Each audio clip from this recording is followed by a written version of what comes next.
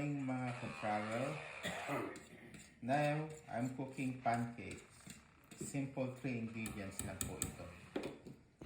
Just self-rising flour,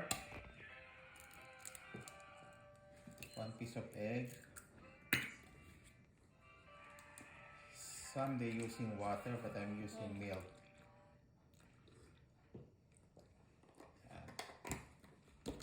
Then,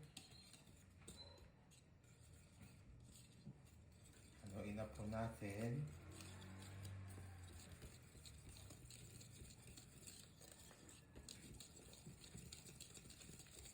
Yan.